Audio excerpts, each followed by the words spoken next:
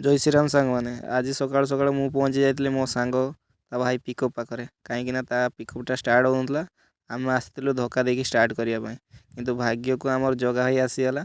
Tractor नहीं तो tractor एवं पेलिकी स्टार्ट करिया आपण मैंने कौटू देखुं भिडटी कमेंट बॉक्स में निहाती कमेंट करूँ।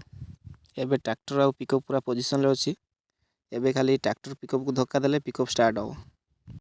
ट्रैक्टर ता रूटर रे पेलिकी फाइनाली आमर पिकअप टी को स्टार्ट कर दी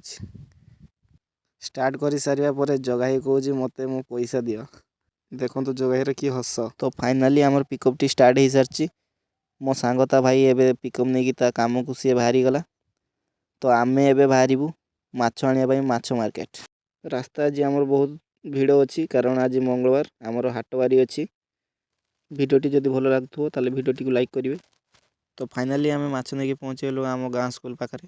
मो सांग ता माँ आसुँच माछ दे सारापर आम एबे जीवु फार्म पाखु कहीं आज मो सांगर